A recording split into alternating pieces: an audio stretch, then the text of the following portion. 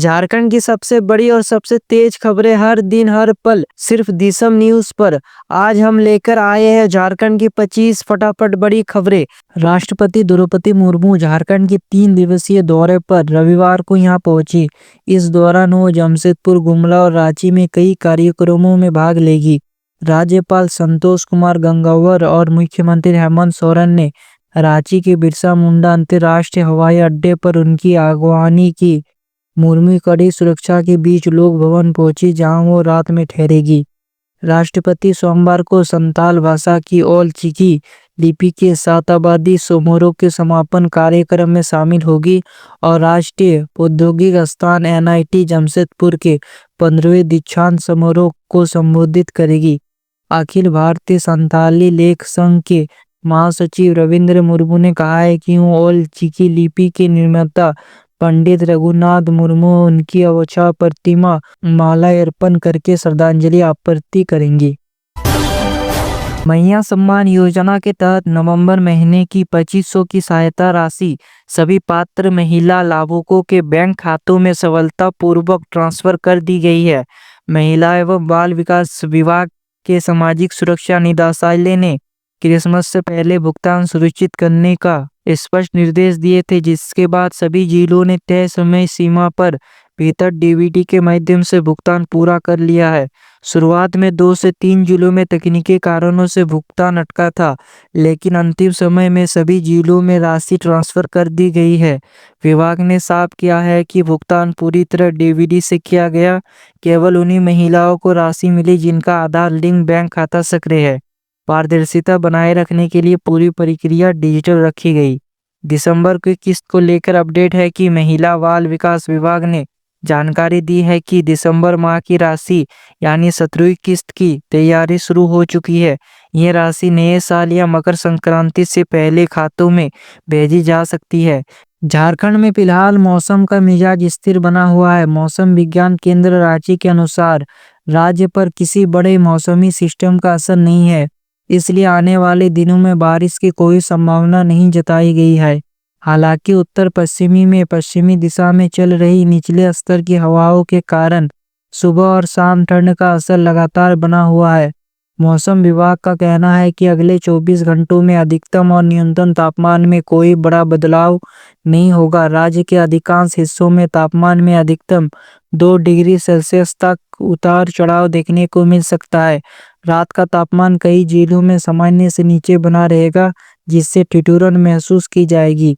रांची समेत कई जिलों में ठंडी होगी और सुबह के समय राज्य के कई हिस्सों में हल्का कोहरा और धुंध छाई रही। ग्रामीण इलाकों और खुले क्षेत्रों में दृश्यता कम होने से वाहन चालकों को परेशानी का सामना करना पड़ेगा। हालांकि दिन में चढ़ने के साथ धुंध छट गई और धूप निकलने से लोगों को राहत मिलेगी। धान खरीद में पूरी पारदर्शिता, किसानों को 2450 प्रति क्विंटल। मुख्यमंत्री हेमंत सोरेन ने साफ कहा है कि झारखंड सरकार राज्य भर में 700 से अधिक धान अधिप्राप्ति केंद्र के माध्यम से पूरी पारदर्शिता के साथ धान की खरीद कर रही है। सरकार द्वारा तय नियमों के अनुसार ही पूरी प्रक्रिया चलाई जा रही है। किसान अपने नजदीकी प्रखंड स्तरीय केंद्र पर जाकर आसानी से धान बेच सकते हैं। प्रति क्विंटल 2450 सीधे बैंक खाते में DBT के माध्यम से भुगतान। किसी भी बेचौलिया या दलाल से सावधान रहने की अपील है। मुख्यमंत्री ने कहा है कि अगर कोई अवैध रूप से पैसे मांगता है तो उसकी सूचना तुरंत अंचल कार्यालय या जिला प्रशासन को दे। उन्होंने 2 टूक कहा, किसानों की खुशहाली ही झारखंड की असली ताकत है। शीतलहर से प्रशासन अलर्ट, रांची के सभी स्कूल बंद। राज्य में लगातार तापमान और शीतलहर को लेकर भारत मौसम विज्ञान विभाग ने रांची केंद्र से विशेष बुलेटिन जारी किया। रांची जिला येलो जोन में है। अगले आदेश तक भीषण ठंड की चेतावनी। इसे देखते हुए रांची जिला प्रशासन ने भारतीय नागरिक सुरक्षा संहिता की धारा 163 के तहत आदेश जारी किया है कि 27 दिसंबर से 31 दिसंबर तक KG से 12वीं तक सभी सरकारी, गैर सरकारी और निजी स्कूल बंद। बच्चों की सुरक्षा को देखते हुए ये निर्णय लिया गया है। झारखंड में कोयलांचल क्षेत्र खासकर धनबाद के यात्रियों के लिए भारतीय रेलवे ने बड़ी सौगात दी है। रेलवे बोर्ड ने भोपाल और धनबाद के बीच नई एक्सप्रेस ट्रेन का संचालन को हरी झंडी दे दी है। इस फैसले से झारखंड और मध्य प्रदेश के बीच सीधी रेल कनेक्टिविटी स्थापित होगी, जिससे हजारों यात्रियों को राहत मिलेगी। अब तक धनबाद से भोपाल की यात्रा करने वाले यात्रियों को कई ट्रेन बदलाव करना पड़ता था या फिर लंबे समय लगता था। नई एक्सप्रेस ट्रेन के शुरू होने से ये यात्रा सीधी, आरामदायक और समय की बचत वाली हो जाएगी। खासकर कोयला उद्योग से जुड़े कर्मचारी, अधिकारी, व्यापार और छात्र इस ट्रेन से सीधा लाभ ले पाएंगे। केंद्रीय गृह मंत्री अमित शाह ने कहा है कि कांग्रेस नेता राहुल गांधी की चुनावों में बार बार हार डेवलपमेंट की पॉलिटिक्स ना समझ पाने का नतीजा है। उन्होंने कहा, राहुल, आप अभी से थकिए मत, आगे भी हारना है। आप पश्चिम बंगाल और तमिलनाडु में भी चुनाव हारेंगे। 2029 में पीएम मोदी के नेतृत्व में बीजेपी एक बार फिर से सत्ता में लौटेगी। और अमित शाह ने कहा कि कांग्रेस की राजनीति देश की सोच से मेल नहीं खाती। उन्होंने आरोप लगाया है कि राहुल गांधी विकास और सुशासन जैसे मुद्दों पर ध्यान देने की बजाय कानूनी और टेक्निकल मुद्दों में उलझी रहती है। अमित शाह ने यह भी कहा है कि बीजेपी ने भरोसे और जनता की जरूरतों को समझकर शासन किया, इसलिए उसे बार बार चुनावों में जनादेश मिला। वही कांग्रेस लगातार इसलिए हार रही है क्योंकि उन मुद्दों से दूर है जिनका जनता समर्थन करती है। स्वास्थ्य मंत्री डॉक्टर इरफान अंसारी का औचक निरीक्षण, अफवाह की पोल खुली। देवघर के मेडिकल कॉलेज की सौगात थे। आज देवघर सदर अस्पताल का औचक निरीक्षण कर स्वास्थ्य व्यवस्था की जमीनी हकीकतें परखी। हर वार्ड, ओपीडी, दवा भंडार और जांच इकाइयों का निरीक्षण किया गया। सिविल सर्जन, डिप्टी सुपरिटेंडेंट सहित पूरी चिकित्सा टीम उपस्थित पाई गई और व्यवस्था संतोषजनक रही। हाल ही में एक फोन पर सूचना मिली थी कि सदर अस्पताल में डॉक्टर नहीं है और मरीज परेशान है। सूचना को गंभीरता से लेते हुए इरफान अंसारी अस्पताल पहुंचे।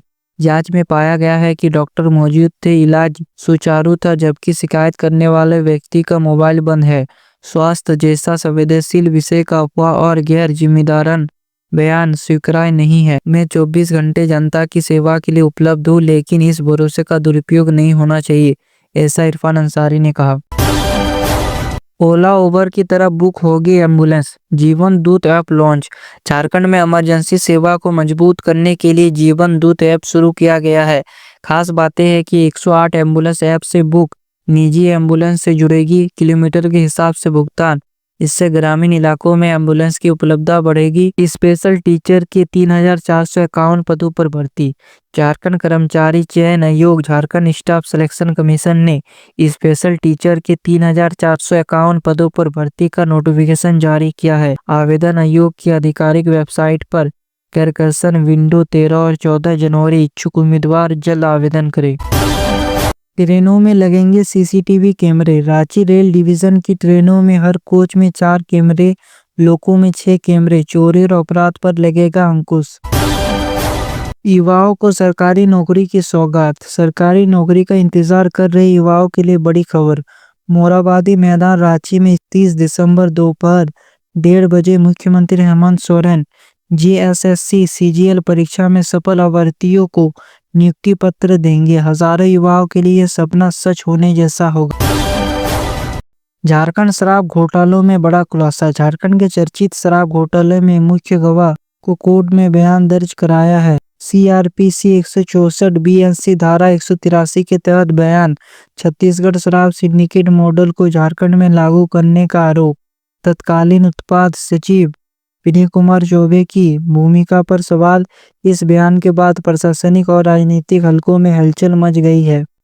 और अगर आपको लगता है कि झारखंड की असली खबरें जानना जरूरी है, अगर आपको लगता है कि मीडिया सिर्फ दिखावा करता है और असली मुद्दे दबा जाते हैं, तो 2 काम जरूर कीजिए। पहला, इस वीडियो को अभी अपने व्हाट्सएप ग्रुप, फेसबुक और परिवार के साथ शेयर कीजिए, ताकि हर झारखंड वासी को पता चले कि उनके राज्य में क्या चल रहा है।